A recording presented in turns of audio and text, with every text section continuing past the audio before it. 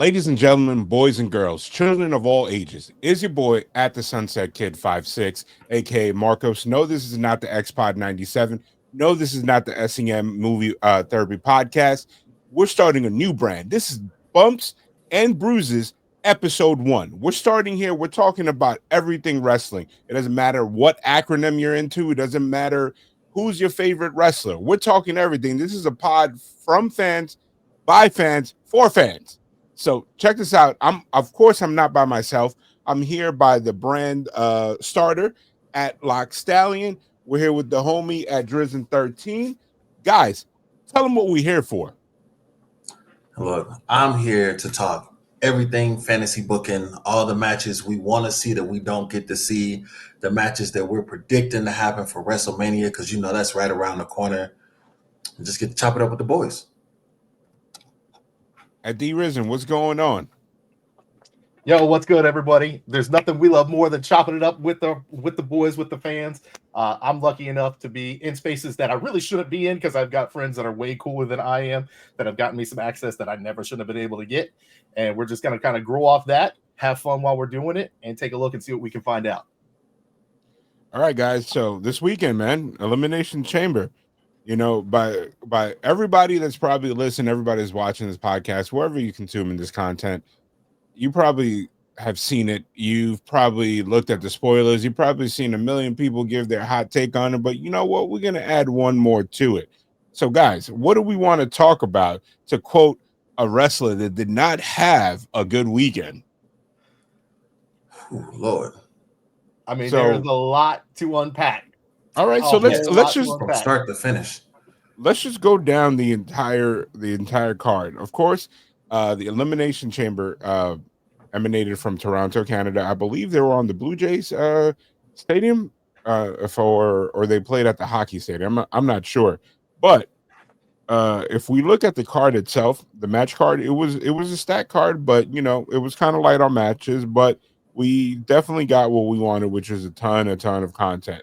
So the Women's Elimination Chamber, which featured Liv Morgan, Alexa Bliss, Bianca Belair, Bayley, Naomi, and Roxanne Perez started. So everybody got into their pods, and at Lock Stallion, what happened, dog? You tell me. You guys were watching it live. Man, so you know everybody gets locked into their pods. What was it? Liv and Naomi were starting a match. Mm-hmm. The referees was not closing the doors fast enough, bro, because we got the return of Jade Cargill, looking amazing, I might add. But man, the action figure couldn't have guessed it. Action figure, Marvel, right? Storm. Now. So man, you alluded to the date, to the return of Jade Cargill, who was out for a while. So did we get, as fans? So what happened there? Come on, guys! You guys saw it live. I saw it after the fact. Oof. So tell me, you sitting there watching the Elimination Chamber, and her music hit. She comes out, you know, marches to the ring. But what people missed was, I don't know if you saw, Bianca Belair slowly took off her jacket like she was ready to fight herself, and then, you know, of course, Jade faked like she was going after Liv, and then beat the brakes out of Naomi. To Liv, the crowd's hearing, might I add. I mean, and Liv's in there going the whole time, it's not me, please don't, it's not me. So they didn't want to get taken out of that match. That's what it was. So was that what you expected from the start of this? What many people felt was a pay-per-view that lacked matches. You know, going in, you know, they had the last minute Rock segment with Cody, which, you know, we have been, you know, the Rock finally declared himself a soul snatcher. And then had accessories printed to show it. So it was kind of like one of those things that, you know, there was a lot of question marks. We definitely expected bangers over matches. You know, John Cena, his final Toronto match, unless they decide to go back to Toronto before the year's out. But, you know, they were billing it as the final Elimination Chamber for John Cena. I don't think he necessarily won't go back to Toronto or Canada, but you know, it was kind of like a grand closing. And you know, the Elimination Chamber was amazing. It was a bunch of bumps. Any moments stick out for you guys? I mean, starting out for me, definitely was that return. That return, Okay. um, the switch up from her because she was talking to Liv, Yeah. and like you said, we did see that jacket remove from Bianca. You know what I'm saying? And Naomi just sitting in the corner. She chilling. She wasn't worried at all. She Yeah. set it up how she set it up, you know, and just that quick sidestep, and it was over. So that was my first one. That was the So let first me surprise let one. me ask you this. So when that happened, and it happened with such a crazy moment, did it take you out of the match, or were you kind of like, oh man, this is just the beginning. I wonder what's gonna unfold in the rest of the match. Oh no, it was just the beginning. I was excited to see the rest of the match, as well as the rest of the pay per view. Like it put that hype up, you know. So Drizzen, you're very conspicuously quiet over there for a man that loves to chime in. What is it? Is it different? Not being on the keyboard this time, not popping up in the chat. Like now you here live in person, baby. Tell us what's going on. What happened? What you I'm thought trying to give about the my boy his match? time, give him his space. But boy, I got a lot to say. Go So when ahead. she Let's comes hear it. in and turns and goes after Naomi, I was shocked. I'm not gonna lie. I felt like they might lead to something, but and especially when Liv was like, it wasn't me, it wasn't me. I thought she was still gonna take out Liv and they were gonna continue to build off that. But to have it just jump off immediately, I was like, Yeah. oh damn, here we go. And for me, that just was the immediate ignition of everything. You asked if it kind of took me out. No, it absolutely 0 to 60 instantly. And So question. oh, So go this ahead, go ahead. particular this match and the outcome, of course, with Bianca Belair putting together an amazing body of work the entire match, and getting the pinfall on Liv, and finally realizing her moment going to WrestleMania. What do you think this does to the card itself? Like, of course, we got Rhea or Io, the outcome pending of that, versus Bianca is waiting for them at WrestleMania. Does this how does it set up the rest of the card? Because obviously we got Naomi working with Jade Cargill, but do you think this kind of sidetracks Bianca Belair, or does it turn into a multi-woman match, or Bianca's kind of like storyline written out to like focus on her title match? And then, like, what happens to the other participants? We had good showings from other women there. Like, where does that go? Do we see a Liv, Alexa Bliss? They kind of like, had numerous interactions, or like, what does happen? Where do you think we go for these particular women that were in this match now that we're officially on the road to WrestleMania? And that's the next stop on this train.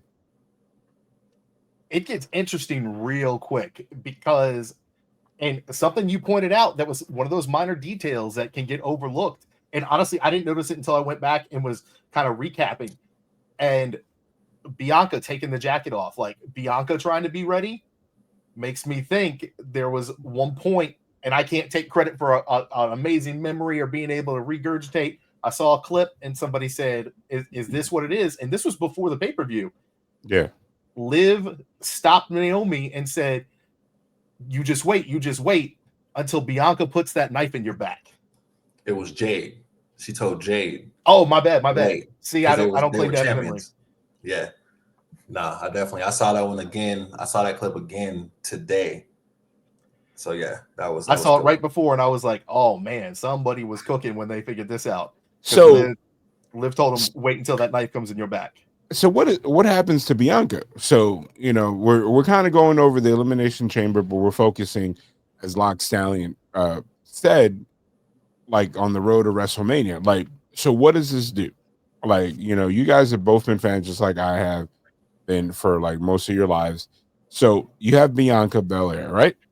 She has this title match going in.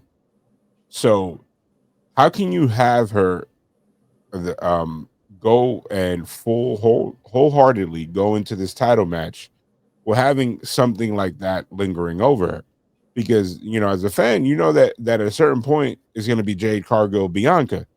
Now they're going to do this for the title, or they're going to do this where Bianca's so wrapped up into that storyline that it kind of keeps her eye off the ball. And it's kind of like a weird situation because everybody wants to see Rhea Bianca again, which will be part 3. But then it's like what happens there? Because if Bianca wins, right? Doesn't she go into a feud with Jade or heel Naomi or something? She's got to be dragged into that storyline because they've been together for the better part of a year now. You know, the combination of Naomi, Jade, like it's going. It's prior to WrestleMania, so we're going over it's like last January. Like you can't like I understand writing somebody out, but like it's too quick. It's too quick, in my opinion, to have the turn. So, what do you guys think is going to happen? And anybody chime in. You know, we got to keep the conversation. We don't need a moderator or anything. Like let's just Go talk. ahead and get them first, man. Well, that becomes the question. There's so many ways that they can go with this, and that's why I think it was such a good jump off point for Elimination Chamber, because now they can do anything and we don't know. And as you guys know, all these folks, lifetime fans, the worst thing as a fan is being able to know exactly what's going to happen. When you go in and you don't know what's going to happen, that's what makes it good. That's what, when we were at Rumble, that's what made it great, because we didn't know what was going to happen. That felt good. Now, I don't know what's going to happen. And I can normally call this stuff, you know, a fantasy booking, whatever you want to say. I'm pretty good. I've got a pretty good track record at it. But now I love not knowing what's going to happen. And they have so many different ways that they can go. But I think ultimately we all know it culminates. Jade, Bianca. Does it happen at Mania? It's Mania worthy for sure. But are they going to try and cram it in before then? I don't think so. I hope they don't rush that storyline, because I think that's got a ton of potential. What do you think, Lock Stallion? I mean, touching off what he just said, like I definitely agree. Hopefully they don't rush that storyline, because it's something that we wanted. As soon as Jade touched down in WWE, that's what we wanted to see. Was her versus, you know what I'm saying, Bianca Belair, two strong women. As well as, I mean, I'm not gonna lie, I wouldn't mind seeing her versus Mommy, Rhea Ripley, just because that's another one. Even if it's a triple threat, like that would be crazy. A crazy women's matches. And I know a lot of people sleep on women's matches, but that's gonna be good. I feel like they're going to definitely have Bianca focusing on that match. She has history with both Io and Rhea, because Io took the title off of her with that cash in with Damage Control. Mm-hmm. So it can go either way. Personally, I think it's gonna be Mommy, because that's the match we've been waiting for a minute. You know what I'm saying? They haven't touched gloves since NXT, I want to say. Since back then. Yeah, so it's been a while. It's definitely overdue. So I'm hoping that's it. If the E decides right now to like book a multi-woman match, because you have individuals that have claims to this title, not claims, but you can legitimately put them in the title picture. Mm-hmm. Like let's say tonight on Raw, there's a false finish. Let's say something happens. Let's say you know, Bianca is at the announce table, you know, watching the match. Jade comes out, you know, her and Bianca start like brawling, and then Jade accidentally goes into the ring or somebody, and then like causes an interference loss for like Io or something like that. Mm-hmm. Like what happens then? Like Io just got her title shot messed up, and it wasn't her fault. So you can make it a triple threat. But then Naomi that takes away.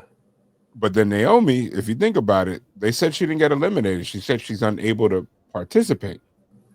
Naomi said, you know, you don't know if I would have won. My opportunity got taken away from me, so I deserve a shot. So you have a 4-corner match there. But then you have Jade, who has beef with everybody. And then she was like, hell, I want a title shot too. Like there's so many ways they could go. Hopefully they do the right thing. I think we're eating good with that. Now, the people that didn't win, Liv and her tag team partner, where do they go? I had this weird idea that since Alexa Bliss and Liv had an interaction that kind of got physical with, of course, they were in the chamber, but they kind of like, you know, it was the first time they like, you know, touched gloves, as Lock Stallion said, and I think televised, it's going to be a few years if they ever. Mm-hmm. So do we have a potential that we have the women's tag team title, Alexa Bliss and Sister Abigail? Do we have a tag team there? Do they get a shot?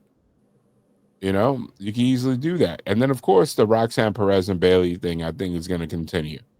and Yeah. that's gonna, because it's kind of like Bailey has become the Sami Zayn. How Sami Zayn was when NXT, where you were the new guy that came to NXT, you had to feud with Sammy, Yeah. and I think Bailey is like that. Like, they win, they trade off, wins and losses. Ultimately, Bailey wins the feud, but then Roxanne Perez gets the respect. She belongs on the roster, which is something we haven't seen in a while. Like, we have a mid card title, and we have a few individuals that are call ups that honestly don't have an extended feud with anybody and kind of fall by the wayside.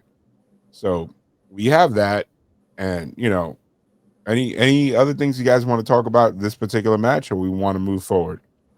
I don't think we can gloss over the impact coming out of the gate that Roxanne Perez is having to come in to Rumble and immediately get that Royal Rumble Iron Man, take that away from Liv. That's huge. And then to come in and immediately be in Elimination Chamber and have another great showing.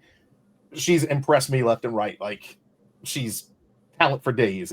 Highly impressed. No, definitely got to agree on that. I mean, it seems like for once they're doing an NXT star right, with integrating them into that main roster spotlight, because it's a lot of people they've dropped the ball on. Like, they'll have so much hype, on the NXT side, and they bring them up, and it's like, I know it's different writers, between the two, but they dropped the ball with a lot of people. So They've got a track history of doing it right with a lot more of the women competitors than the men. which is crazy. So, So, so what do you think about WWE's strategy leading us to the next match? So they start off strong, women, women.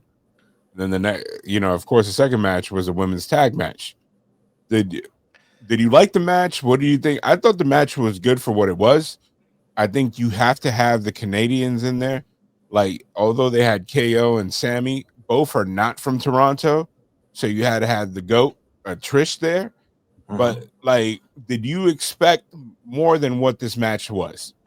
Like, of course, I believe the baby faces went over, of course, over Nia Jax, Candice LeRae. They had a couple spots that were good. I feel like there was a mix up at a certain point when I was watching it, and I wanted to go rewatch it again, but I felt like there was a point near the finish where Tiffy, she went to she threw out what's it called, Candace, and Mhm. then Trish was laying on the apron, and then Tiffy like kind of kicked her out or pushed her out with her leg. I guess it was kind of to signal her or something, but it came off like she was just kicking her partner, and Yeah. then went to like go on the top rope, and then realized she missed her cue. She was supposed to go to the other top rope and then hit the prettiest moonsault ever, and then of course she got the victory for the faces, or the Tiffy Trishy time tag team. Did Can we you? just can we keep them together long enough for the tis tis to become a name? I Tiffany Stratton, mean, Tiffany Stratus, tis tis. do you think Trish factors in to Mania, or do you think it's kind of like Trish says, "Peace, thank you for having me," or she's working more dates, or is she Mhm. mentoring Tiffy for her matchup against Charlotte Flair? Although I'm very interested, but now that we have Bianca Belair and Rhea Ripley on the other side, that kind of, even though they had zero, like, it's a match, but there's no story behind it. They haven't interacted yet. I'm more excited about that possibility than I am of Charlotte Flair and Tiffany Stratton. So what is your take on that? Like, on the match, and like where the direction is going? Like, does Trish come back? Like what's going on? What do y'all think? I personally think Trish is going, fade away into the sunset. Um, I don't see her in Mania, Okay. maybe being in her corner, but I doubt it. Um, I think it's just good to see her, because they were in Canada and that's her people. Um, as far as what you touched on with being more excited about the Bianca and Rhea, it's something we've been waiting on for years. So I definitely agree with that one. Is there's more hype behind it, even though they haven't talked. Rhea popped up behind her, on the stage before she went to the back, and then EO had to go get her spotlight too. Uh, but yeah, I mean, Charlotte just came back from injury, from being out for a while. So it's like there's not a lot of hype after she picked her person. Have we even seen her since then? Has she had a She's match? been Like, out.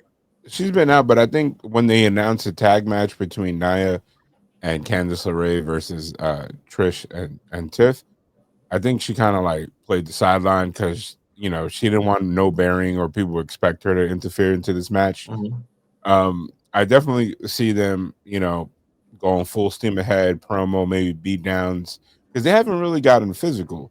I think no. Charlotte has come in and seen her laid out and kind of like taunted her, but Mhm. they basically have brawled or anything. And I wonder what they're gonna do to spice in the story up, because in my opinion, although WWE is super behind Charlotte, I wouldn't want Tiffany Stratton to drop her belt. And then you get the curious case of like what happens to Nia Jax. Nia Jax had a great 2024. You can't just like sideline her in WrestleMania. Like you have like are we going down the road of a multi-woman match like we had the six-man tag last year or the six women tag last year? Or some people just getting left behind and getting like a SmackDown match. I mean, I I mean, think it's the roster. When you have this much talent on there, it's impossible to put everybody on every show, even a 2-night show like Mania, Mm, because if you're looking at that multi-woman match and having a 4-6, it makes more sense for that other side where you've got Jade and Naomi and Bianca and that whole saga. It makes more sense for everybody to be over there than it okay. does to add more to Tiffany and Charlotte. And I really think I agree completely. I love what they're doing with the way that Charlotte's come back. But if she comes back and immediately beats Tiffy, I think that really drops Tiffy down the line and makes this more of a transitional run than anything. Like I'm even happy with like let's say running back at Backlash, which a lot of these matches are, with the exception of last year. Last year, I think or no, or was it 2 years ago? 2 years ago, Cody lost to Roman, and mhm. then Backlash was Cody and Brock. But Yeah. they typically have one or two like rematches, right? Like I think with Roman it was a different case. Like what did Cody do last year at Backlash? I'm trying to remember. Like Ooh, who did he I trying to don't remember. Oh, I heard them fingers moving. Oh, it looks like he defended against AJ Styles because the Backlash was in France. And I think Backlash this year is Oh, gonna that's right. Backlash, I think this year is gonna be somewhere, it's gonna be in Europe. So hold on, That's where we let's got Was see. that the bouncing when cameras from AJ. AJ did that? He pulled the Mark Henry spot, the I'm retiring Yeah. finger. Yeah. Hold on. So it looks like Backlash, it might be in Mexico. That'd be wild. But then it's like, who Andrade? Does Andrade get What it? Well, what part of honestly, Mexico? Wait, uh, is that official? Or is that the account that convinced everyone that was official? no, it's just it fits along the lines. It's going to be international because the year before was Puerto Rico, and if it's in Puerto Rico again, I am selling my limbs to go to Puerto Rico. I'm not missing another Puerto Rico event when you're almost guaranteed that Bad Bunny is going to be there, especially since in June he has his entire concert series in Puerto Rico alone. So Mm. you don't know. But moving quickly along, what sold the tickets, what wanted people to be there outside of the both elimination chambers was Sammy and Kevin. So did they get enough time? Did they get the proper story that they needed? Because it looks like this was a one-off deal based on of course Kevin Owens wins. He brings back the ring apron power bomb, which is I don't know if I'm trying to I have to go back and watch NXT. I don't know if it was a pop-up power bomb that he was using or was just a normal power bomb on the side of the ring apron, but he Hmm. beat after a brutal match. He beat him with I think it was 3 or 4. I think the last one that he hit was because the one before it was so jank that he's just like, all right, let me do this again, and then he pinned him clean. But then in the aftermath, like what they typically do, I don't think they were gonna write him off, but you continue the beat down, and then of course, voices in my head or whatever the name of his theme song hits, and then we get what I assume is gonna be Orton KO, or do we have Orton KO Sammy, or what do we do in this situation? I feel like you can't write off Sammy. I feel like you can take Sammy away for a second, and give Orton his moment with KO. But I feel like they need to do something wild. Like, I don't know the character that he was when he had the mask. Generico. They can bring back that. I mean, if the rumors are true and they're in Mexico for Backlash, like perfect. But then it's like you got to add the comedy aspect, because the whole thing, for those of you that didn't, Sami Zayn and Kevin, they were seen in Generico and Ring of Honor back in the day, and the whole comedy was that after he put down the mask, so to speak, and he was Sami Zayn and or he did interviews as not Generico, he would be like, well, my buddy Generico in Mexico, he's returned back to his village and he's living his life. Like, he easily be like, I got a call from my friend, but then it's like they got to do it tongue in cheek. You know what I mean? Like, like they got to do Mr. America or Juan Cena type deal. Where Juan Cena. and I'm trying to remember if Juan Cena actually came out, it was just a backstage segment that was done for laughs. Like, I think it was just backstage. What they did with Generico is what I always wanted them to do with Shane Helms and Hurricane. Yeah. Have them like split and be two separate personalities. Like, I don't know who that person is. I don't know what you mean. Instead of just the reporter, have him be Shane Helms, the wrestler. Like, I do all this, and then Hurricane comes in and does this, and keep it separate. I thought that would have been great. I wanted to see that forever. So the match was amazing. Of course, we got Randy Orton introduced. It's crazy how much they're getting out of that storyline.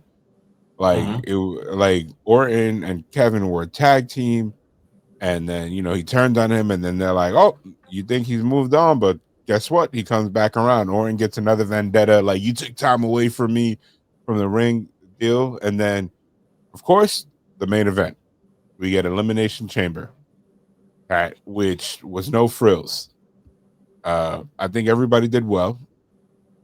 Outside of the finish and the segment after, what were your highlights about that? So like, I could go first. I like this the scene. Before we get there though, hold on. I wanted to see that punt kick.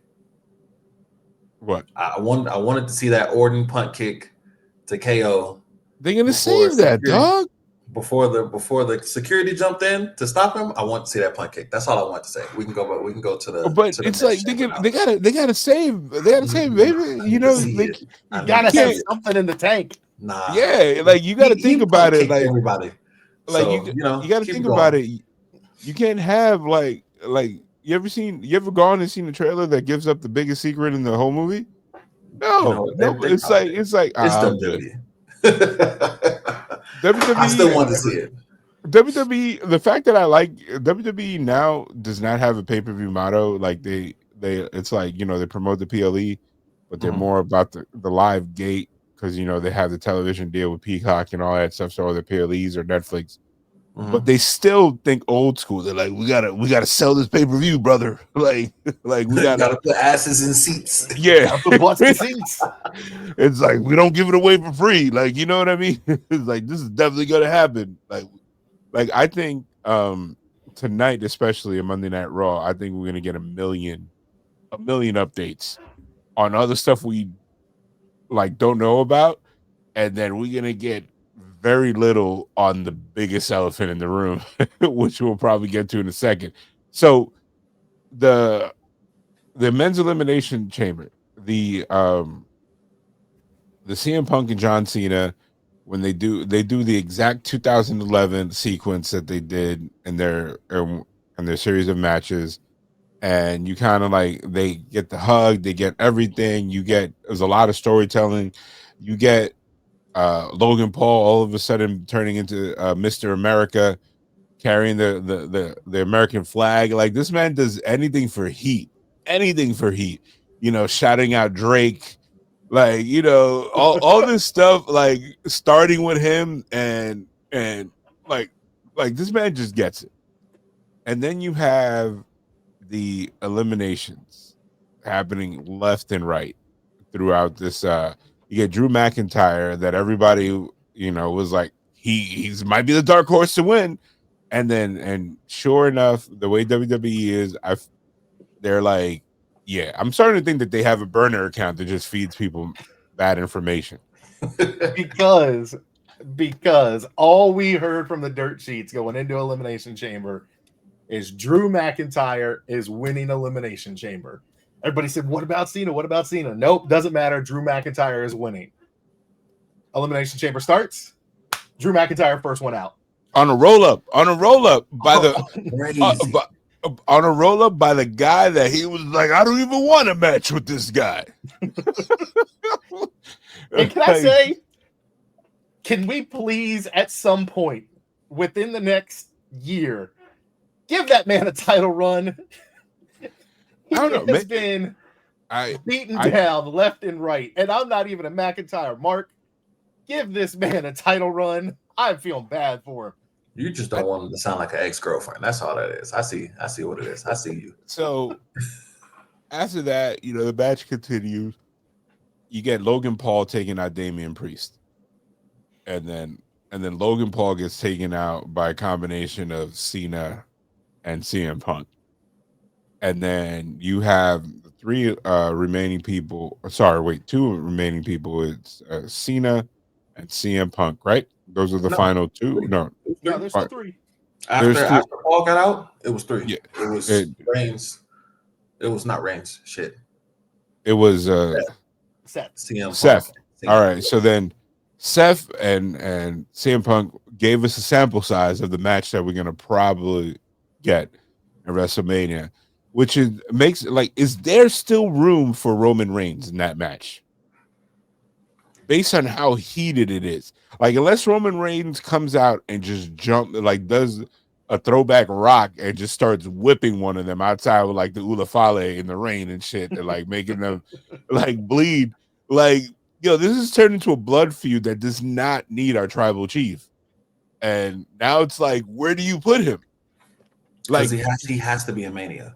He has to be. And then you can't put him in the Cena Rock Cody storyline, because there's no way they're going to open up the show. Anything that Dwayne The Rock Johnson is in is going to end the night. Yeah. So you're going to do a disservice to your family and not put Jay at the main event? You know what I mean? Like, I'm biased. I think the Royal Rumble winner always ends the night, no matter what night it is. Like, you know what I mean? I think like, night one logically has to be Jay Gunther. Or do we get a well, that was a different story. I think the year that Seth Brock started, that Seth won, that was kind of weird because that was a Royal Rumble winner and they went on first. Yep. But Seth already has main evented. Seth already was a proven commodity. Jay has main evented, but this will be his first singles WrestleMania. So you got to coddle that moment in that match. Like, well, I mean, let's not forget he had the amazing singles match with his brother last year. Well, this is his first singles main event title match. It's okay. It's probably better if we all forget about that. So my thing is, what do we do here? Like, is there a world that so we fast forward. We're getting too deep there. So Seth loses because of CM Punk, right?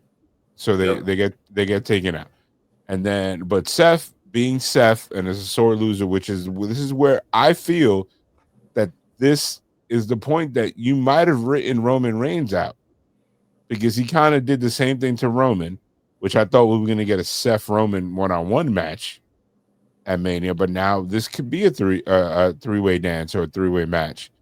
because he basically comes in and says, "All right, I ain't gonna get it. Neither are you." And he stomps him on the. And then Cena, that should have been the hint to everybody. Cena came in and was like, instead of doing his no, yep, he just was like, nah, submitted that man. Take He him did out. give an apology. He did. He did say, "I'm sorry." He kept it good enough to be like, "I'm sorry." Yeah. But so he kind of went desperate. So then how do you write it to make sense?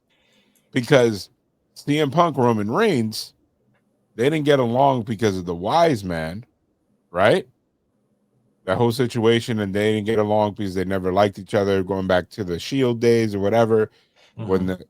But then Seth has literally cost these men time, opportunities, and it's like to the point that he's like, like Seth is at this point detrimental to his own success right now.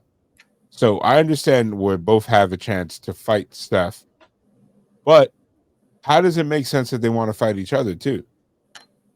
Because it can't be just two guys like, now we really hate this guy. And So I thought leading up before this, it was going to be somehow, booked as Roman and Seth going head to head.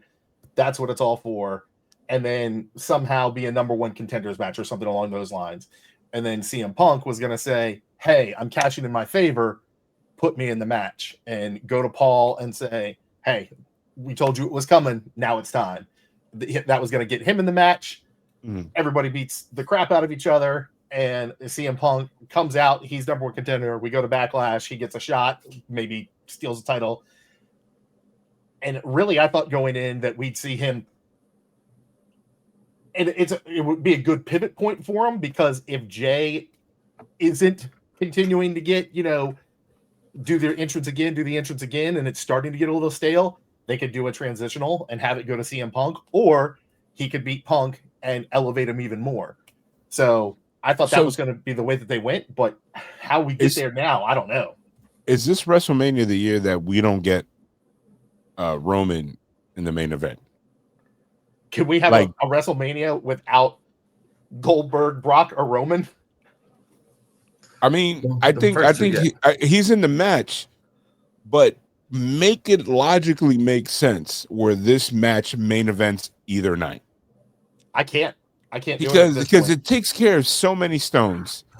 You keep Roman Reigns in the main event. He could say, "I'm the only person that main evented 5 WrestleManias in a row." You give Punk his main event spot in a blood feud, and then he could say, "I'm the only man to main event a WrestleMania when the title wasn't even on the line." You know what I mean? Like that's how good I am. And then, but then it's like it does a disservice.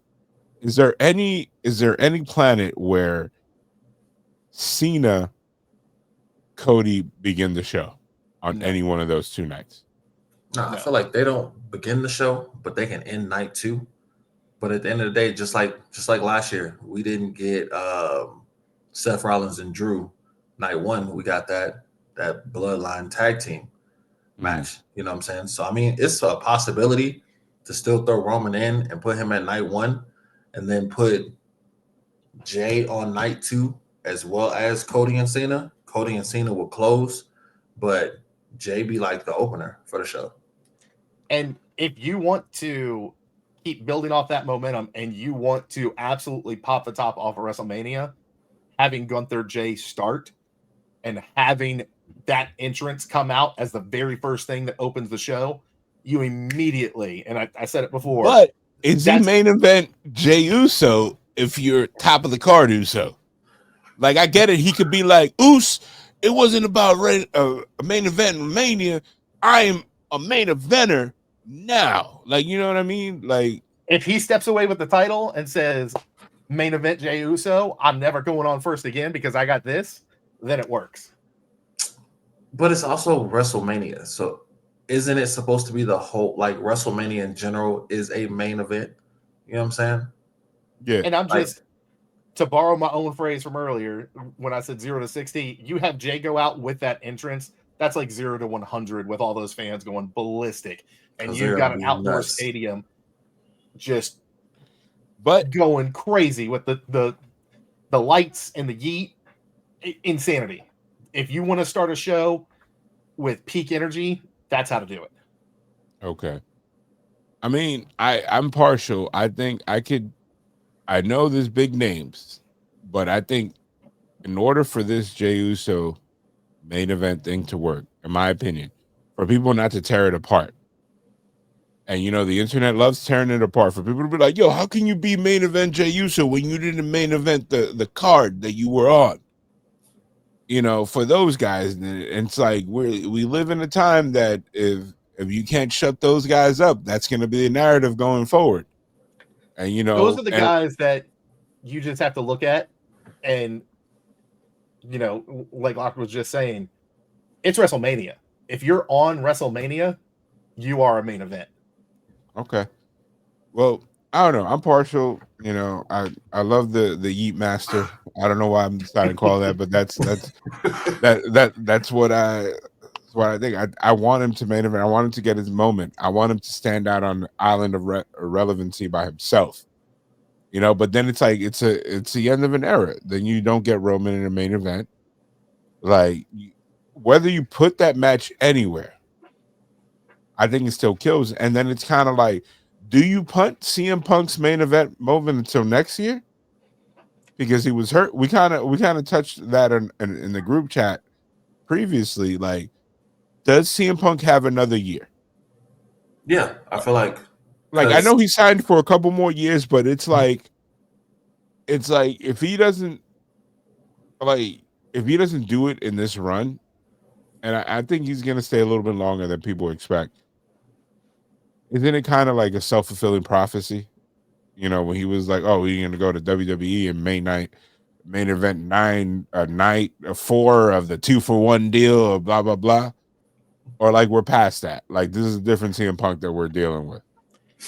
I feel like it's a different CM Punk, but I also feel like how you touched on him being injured that first year. Doing that, him actually being injured makes it to where it doesn't count. Kind of like how with Cody lost that, or Cody missed that first year.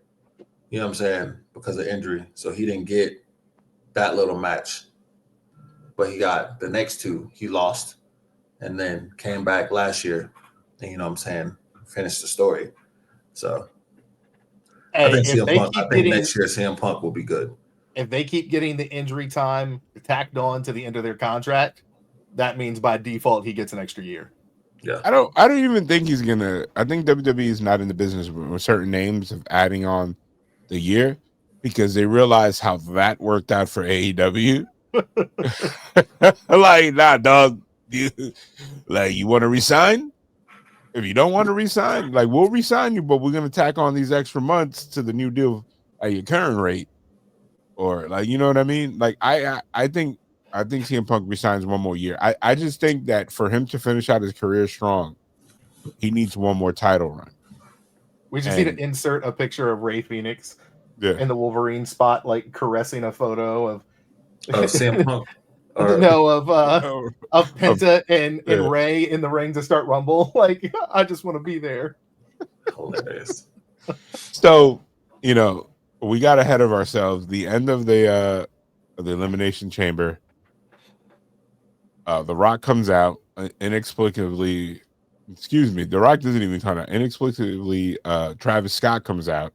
Well, even before then, Cody came out. Cody came out first. Yeah. Cody wasn't in the match. Yeah, Cody came out. And it's funny. I love Cody because his it makes you wonder what he was doing before he came out, because he came out with his pea coat, no suit jacket. He had the suit jacket somewhere. Always. So did he go outside? Did he forget something in his car? Came back in, took everything, took the pea coat off, and has the belt. Comes in, was about to talk to Cena. They embraced, and when he's about to say something, "If you smell," and then the crowd goes wild, then out comes Travis Scott. And then we get the weirdest audio segue in the Travis Scott who for some reason, what the hell was he drinking? For I thought it might have been one of those energy drink. I don't know. I thought it was It didn't look like a Zoa, which would have made sense. No, That would have been good. it looked like a what is those new seltzer drinks that have like tequila? It looked like a Bud Light seltzer. That's what it looked like. Like a Celsius? Is it Yeah, Celsius? no, it looked like an alcoholic drink.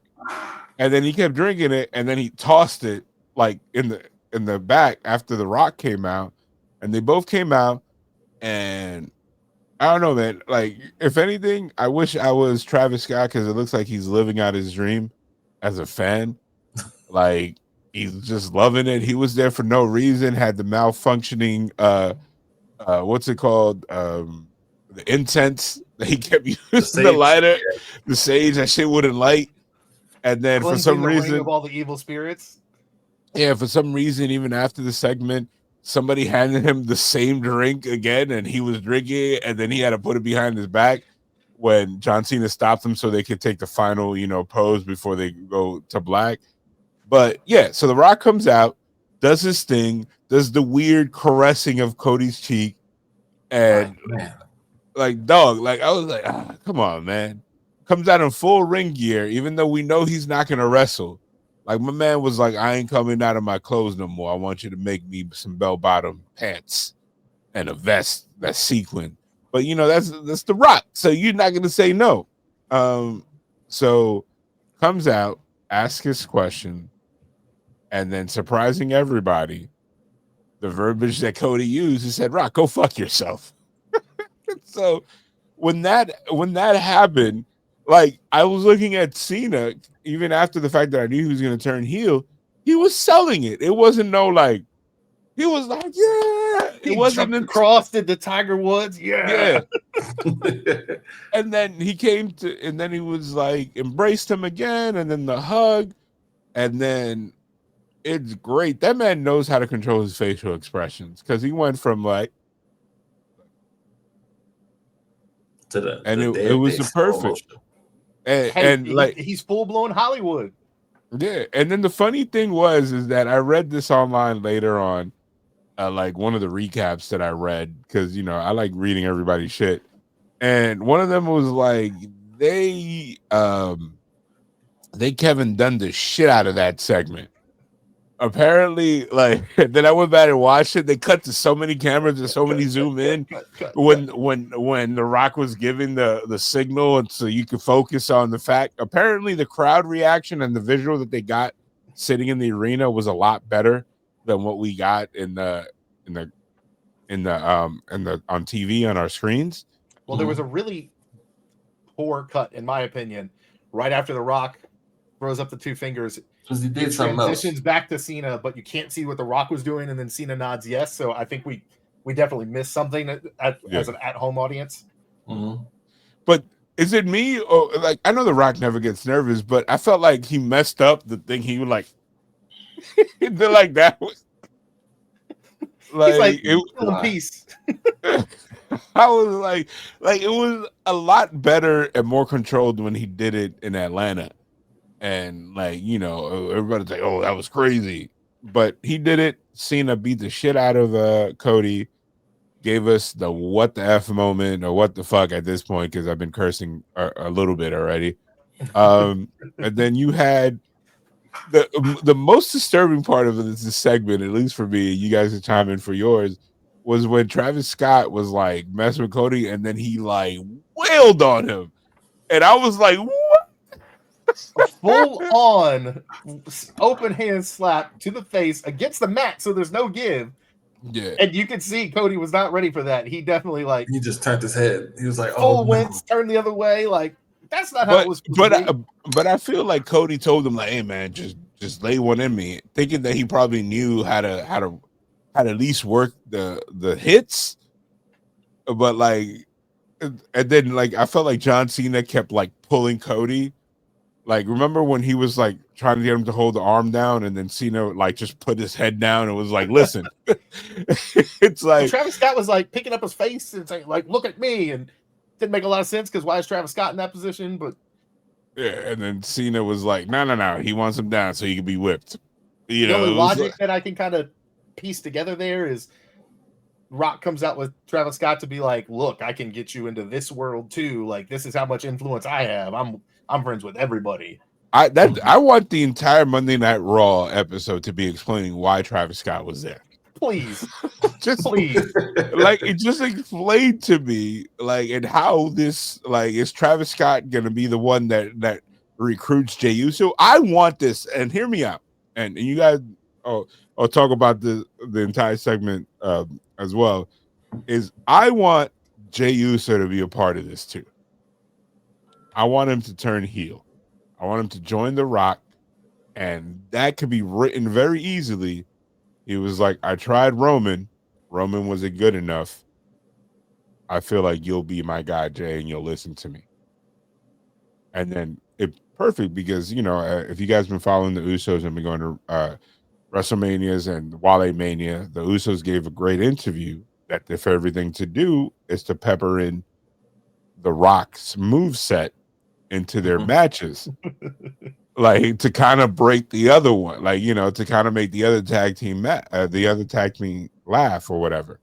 So I would love that we live in a world that WrestleMania night one ends with Jey Uso winning, being his hand raised high by The Rock, and then Cena winning, and then you get the corporation. We control both belts. Because you got to think about it, because you can't have Jey Uso not talk about what The Rock is doing. It's like me ignoring a fire in the next room. It's like, that has nothing to do with me. This is my room. Like, you know, like so I don't know. So what do you guys think overall the segment? What was your thoughts when you started watching? Because you guys were watching it live. Like, what happened? Like, what was the biggest wow moment? What did you like? What didn't you think worked? Let's start with you, Lock Stallion. This is your pod, man. I'm doing all the talking, dog. I know you sitting back, but this is your brainchild, baby. So to go back to that slap, the Travis Scott slap, I feel like Rock probably told him to do that. Because if you think about it, I can't remember who he was against, but it was back in the day. The Rock hit somebody with a chair. And they were like, if you don't hit me, like really hit me, I'm not going to sell it. So I think that's what that was to me. Just, you know, fan watching and remembering stuff from back in the day. That segment was crazy. It kind of gave shades of Diddy, him caressing his face. And it's not even a caress. It's like, because this man has, first of all, The Rock has a mitt. Huge. And then he puts it like right there, and then he just leaves it there. It's like it would moist. be funny if he would have been like caressing him, but no. What makes it even creepier? Caressing it would have been funny because it would have been like, okay, The Rock is just he's trying to fucking work people over now. Mm-hmm. But when he just puts it there, and it's like it's so loving, that's what makes it creepy. It's like, bro, what are you doing? But he wanted his soul. He was like, you know, come to me. Soul snatching Rocky Johnson. Pause. Okay. Put some respect on that man's name. Hey, that's building off the legacy right there. No, but he said my dad was a soul man. I'm the soul snatcher, The Rock, final boss. I'm dead. I can't. Oh my god, I can't be a part of this. No, I don't know. I will absolutely take a new Rock finisher called the Soul Snatcher. But how would it go? It's just he bends you over and tries to give you a power. It tries to give you what's it called? A pile driver, but he's lifting you up from the position of you bending over. I think it's a pump handle slam that he just holds. I think if you actually do it, you make it an open hand slap. Just so we're going back to last year. Yeah, we're going back to last year with the slap to Cody because he's already shown he can hit it. How you slap him that hard? And this wasn't even on like television. This is how I know I can't be a wrestler, because like I've been in a bunch of fights and I don't like fighting, but it's like for me to be like, yeah, it's my job, and somebody like, yeah, I'm gonna hit you as hard as I can, and then blah blah blah. I'm gonna whoa, what? And you gonna take it? You go. Like, what you mean? It's like yeah. That's how the segment is gonna start. I'm gonna slap the shit out of you, and then we're gonna roll around and be like, what? Like, am I turning away? He's like, nah, you just full blown, just take it. Like who? So Roman is gonna slap? Nah, I am. Like I can see the calluses from all the weightlifting. You don't use weightlifting gloves. He's like, yeah, but it's all good. It's all good. You know, I'm gonna pull back. He's like, are you? Oh, I forgot to pull back. Like, not really. Oh Lord. bro. And he got some big hands because y'all remember we seen him backstage, for like the hot little second. Yeah, He got some big. Nah, don't touch my face. Don't hit me. Nah, that's too much. But going back to that segment was crazy. Just the dead look on Cena's face after he hit the little throat slit, which, like you said, it was botched because what was this? While we're going all the way up there, yeah. He could have just been like, or maybe like he didn't pull it wanna, away. He maybe just maybe he went. didn't want to take the Undertaker thing. You know what I'm saying? Maybe that's what it was. But no, yeah, definitely a crazy segment. Wouldn't expect it for Cena to turn, but it was great. I wouldn't have did it no other way now. But I was definitely at home like, yeah, Cody, say yes. Like give me that new look of Cody. But The nah, corporate Homelander Cody. I think Homelander. Homelander Cody comes after the year's end. I After think Mania. I think it comes at the end of the year. I think the road to WrestleMania next year. That's going to be the major surprise is the Cody heel turn, and it's going to be organic. It's going to be frustration after frustration, or like it's going to be like people dismissing him, like not, and then he's going to be hold on. I'm the reason this WrestleMania did like this. I was the one that stopped Roman Reigns. Without me, you would have had year 7 or something, whatever of the Roman Reigns, monarchy. Mm-hmm. Like, you know what I mean? I'd have been okay with that. Nah, I think Roman Reigns' title run would have gotten old because I'm It still would have got stale after a while. I'm still bugged out over like Hogan did like what 4 years or 5 years, like longer than that. Like that's insane in the 80s. And then when you go back and think about it, holy shit, yeah, he did. He beat everybody. It was like, hey, so I'm going over tonight. It's like, ha, ha, ha, good try. Have a good match out there. It's like, hey, like Works for me, brother. Like, Mm-mm. so what do you think, Drizzen, of the segment? So we talked about this in the group chat. I think this is the largest heel turn since Hogan. The only other one that you could possibly slide in there is Stone Cold joining the corporate. But I think this is bigger than that. This is the thing that haters, lovers, people who don't watch wrestling, they wanted to see Cena go bad. They wanted to see Cena turn heel. And for it to finally happen in the final run, and I was one of them. Locked and I were just talking about it the other day, and he said, do we finally see Cena turn heel? And I said, I don't think so. At this point, he said so many times that he wants to stay that good guy. He wants to stay the hustle, the loyalty, the respect. He doesn't just talk it, he lives it. Make a wish, for every person on the planet. Mm-hmm. And then he goes and he does the turn. And not only does he do the turn, he aligns with The Rock, the man that he hated, the Fruity Pebbles. Not only does he sell his soul, he sells his soul to his, number one enemy. And that just made it great. So I didn't go back and watch the press conference. I saw the highlight. Yeah. But one of the highlights that kept popping up in my feed was The Rock said that John Cena flew in for this match. And as a professional, he's flying back out because he has to finish the movie. Mm-hmm. So are we starting the road to WrestleMania with the biggest story not appearing for a couple weeks?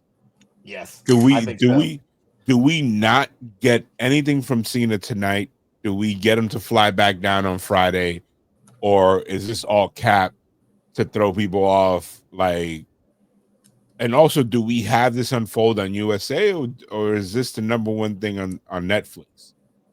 Like, what do you do here? Like, I know technically Cody is a champion on SmackDown, but it's like I feel like this is going to be the most talked about story. For sure. And sure. and USA Network, although you do watch SmackDown on Netflix, not everybody watches it at the same time. What do you think? I mean, I know. I think this is the story right now. This is the main event. For it not to be on Raw almost feels like a disservice. At the same time, it's such a big thing to put on SmackDown that it can carry that brand when, like, while Roman is gone and while there's transitioning, because it feels like SmackDown is having more of a transition right now than Raw. Mm-hmm. But to me, this is it needs to be addressed on your flagship. And Cody being on SmackDown, he shows up on Raw every other week. Do you think? Do you sit Cody at home this week, With the or way do his you, face was looking, maybe. or do you have him? Like, is this a thing where they recap and they show the stills and the like, or like this is what happened yesterday, and you kind of don't get the story pushed? Like, what do you? So, in other words, what do you think is happening this week on WWE TV, particularly in Raw? So initially, when you just said that, my gut reaction is to say no, you can't do it. But then as you were talking more, I'm like, man, I kind of love that. If you just sit him for a week and just do recaps of it and push it out a week. Obviously, you're going to have a ton of people that hate that. I kind of love it because it puts that much more emphasis on how big it was. You let it simmer. You let it just sit there a minute and percolate. And then you can blow the top off of it the following week.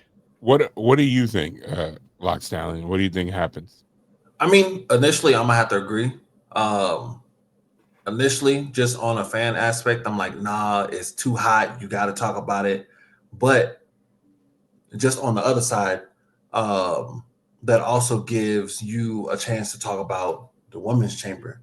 You get to talk about Jade coming back because that's a Raw thing. You know what I'm saying? So that way, the Cody, Rock, Cena doesn't just swallow up that whole week. It still takes up a good chunk of it, but then it blows it all up that following week and still has you talking about it a week, over a week later. So I'm hoping that they do hold off. Do you think that they focus this week on both shows on building up the undercard, on setting or cementing the feuds that are going to go forward?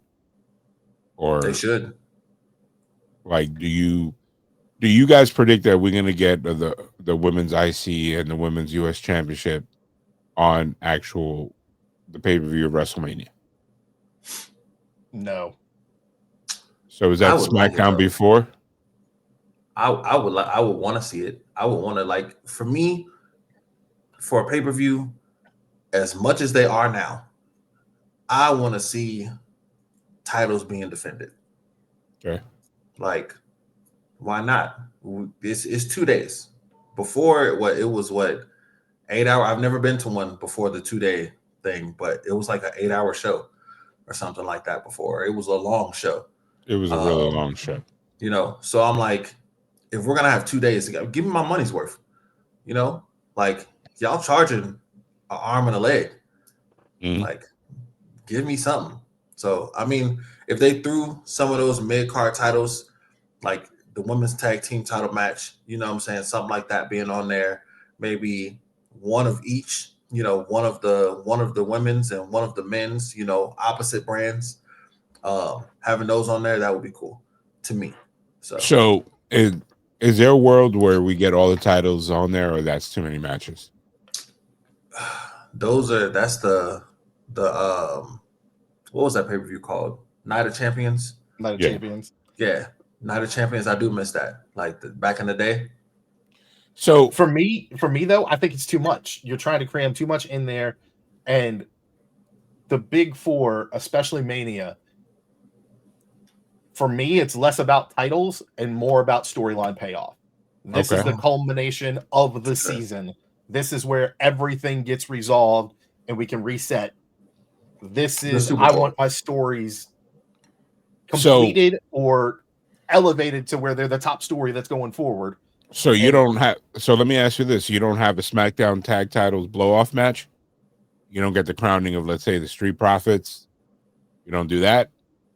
You don't do like I understand on Raw. Like, yeah, the New Day thing is popping, but the New Day are nowhere near the tag titles, and I don't think that uh, the tag teams that are feuding now on Raw deserve.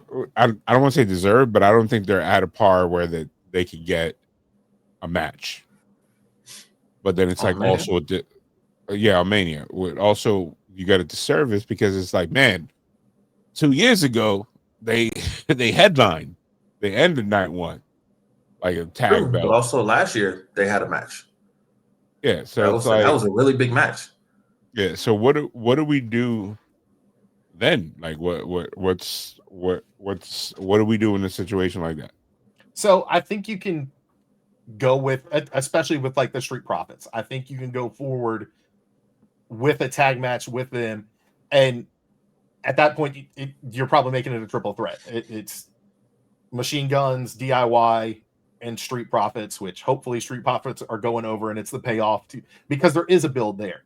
They've been Yeah, building that since Rumble, and how Machine Guns aren't getting more of a reaction. It's so crazy that, I mean, the term has been used so many times that the Motor City Machine Guns are your favorite tag team, and it really is. They've trained so many people that are in the business now. They've come up and innovated the entire scene. For hmm, them not to have more of a pop kind of surprised me. And then, as much as I enjoy DIY and like them as people, they're getting no response. But Street Profits, when they came out at Rumble, everybody flipped, and especially Hmm. when it just beat the crap out of them, broke the crutch across the back of Gargano. That's a payoff. So that's one of the ones you're paying off a storyline, and that gets that other title in there. I think that makes sense. There doesn't seem to be a ton of sense with what might be going on Raw. But anytime that you can give me a New Day and a tag title match, I'm not going to complain. But that's Here just my for it. bias. do you think there's room for, let's say, because remember, the New Day initially started, they pivoted to LWO because Penta was supposed to be, the debut match was supposed to be him and Rey Mysterio. But then, somebody, cooler heads prevailed, and they were like, let's pull Penta out of this. So it doesn't look super obvious that we keep putting every Spanish person together with another Spanish person. I don't know if the cooler heads was the reason. I think it's Or, because Rock went, I don't care. yeah. But What's a timed segment? we also get, Penta by himself. But I don't know if we find out tomorrow that Ray Phoenix got officially, like, Tony's like, screw it, you're gone. Do we have enough time to get Lucha Bros versus New Day? Yes. Have 6 weeks. Penta come in to save LWO in a beatdown, because that's been going on and hasn't had the reaction that everybody was kind of hoping for. Have them beat down LWO. Penta comes in and says, "You took out Ray, why are you doing this?" And they say, "Beat you down. What have you got? You can't do anything." Penta and mystery opponent versus New Day. And then we get Phoenix to come in, and that's how you bring Ray Phoenix into a huge pop. Like, that Yeah. just blows the roof off the building right there too. So there's a lot of working parts, but I guess we'll see tonight what's gonna happen. You guys, what's up? It's towards the end of this episode. Lock Styling, tell us what your vision is for this. Tell us what we're gonna do moving forward. Come on, you're our guy. I guess I'm more the veteran, the grizzly guy that's been on a couple Most different definitely. brands. And so talk to us, man. For everybody that's listening right now. I mean, the goal with the podcast is, like I said, growing it. Like I said, being able to talk about them fantasy matches and whatnot. I feel like that's the biggest thing. Because I mean, now we're starting to get into more of the stuff that what we've wanted to see. The because like I said, this gonna happen. Rhea and Bianca, like I said, that's been a fantasy match for the past few years. Little stuff like that. I mean, that would be it for me. Like just being able to go over stuff, go over those things. Eventually, have us some guests on the podcast once we hit those markers, and everything else. Be able to do probably some lives, because I mean it's not like we don't go to shows. So being able to do some lives like that day after. Yep. What about you, D Risen? Talk to us, man. So coming up, I mean, tonight, obviously, we've got Raw. We know a couple things that are coming up for Raw. We've got Rhea and Io for the belt. We've got what are the even names now? War Raiders against the Creed brothers, which hopefully I think the Creed brothers are horrendously underutilized and used in a really poor way right now. Julius kind of reminds me of that original prototype John Cena, and I could see him having a huge ceiling down the road. I'd love to see them kind of showcase more with what they can actually do. We saw it towards the end of the NXT run. They get moved over to the main roster, and it's kind of floundering. But then hopefully we just keep growing, those storylines growing. As I said, anytime that we can put New Day on TV, I'm 1,000% behind it, especially if they're winning. I think one of the most entertaining things for me right now has been their makeover, and their whole new clothing choice is absolutely on point. They're wearing stuff that I can't get away with, but man, I wish I could, but I'm way too old for that. But yeah, I think we just keep moving forward, and I'm excited for what we have and what we're going to be able to bring. And let's just keep grinding and keep going. All right, there you have it, folks. Thanks for joining us. Our inaugural episode of the Bumps and Bruises pod. We'll be catching you probably a couple days after Raw. We're gonna come in and wrap up. This episode was a little wordy tonight, but we kind of just want to stretch our legs, make ourselves comfortable. So at Lockstown, where can they find you, man? Man, they can find me on Instagram at what is it? Oh Lord, at Bama1392. That's about it. Yeah, just At Instagram. D Risen, where can they find you? You can find me on X at Drizzen13, Instagram at Drizzen, and All right, come see us. yeah.